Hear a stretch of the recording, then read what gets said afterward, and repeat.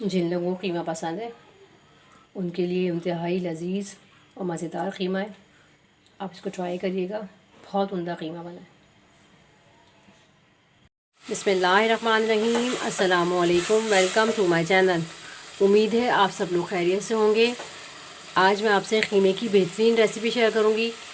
یہ اتنی مزیدار اور لذیذ بنا ہے، آپ اس کو ایک بار ضرور ٹرائی کریے گا، یہ آپ کو بہت زیادہ پسند آئے گا. ایک پتیلی لیے، اس میں آدھا کپ تیل کا ڈالوں گی. اس کے بعد یہ لہسن ہے چاپ کیا ہوا، اس کو ڈالوں گی. 4 سے 5 جویں. لہسن کو ہلکا سا میں نے فرائی کرا ہے. اس کے اندر 2 سے 3 چمچے یہ میں پیاز کے ڈالوں گی. ایک درمیانی سائز کی پیاز تھی. اس کو ہم ہلکا سا کلر چینج کریں گے.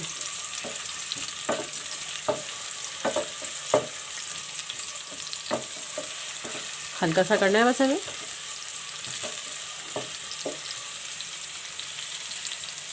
پیاز کا ہلکا سا کلر چینج ہو گیا. یہ قیمہ ہے، 1.5 پاؤ کے قریب قیمہ ہے. یہ اچھی طریقے سے ہم اسے بھونیں گے. قیمہ ہمارا اچھی طریقے سے بھون چکا ہے.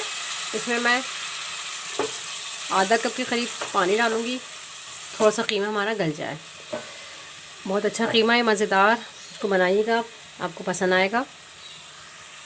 قیمہ ہمارا اچھی طریقے سے گل گیا ہے. اب اس کے اندر میں ½ ٹیبل اسپون میں اس میں نمک کا ڈالوں گی. ½ ٹی اسپون ادرک کا ہلدی کا، ½ ٹی اسپون ہلدی ڈلی ہے. 1 ٹیبل اسپون کالی مرچ. اور یہ میں دہی ہے، 3 سے 4 چمچے دہی کے.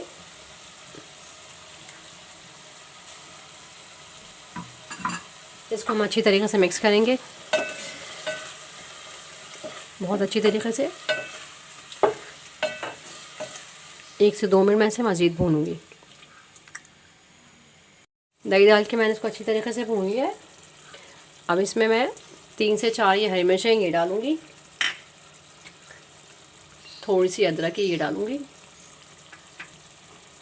اور اس طریقے سے یہ گول پیاز لچھے والی یہ ڈالے گی. آپ یقین کریں یہ اتنی مزیدار ریسیپی ہے، بہت شاندار یہ بنتی ہے. آپ اس کو بنائیے گا، یہ آپ کو بہت پسند آئے گی.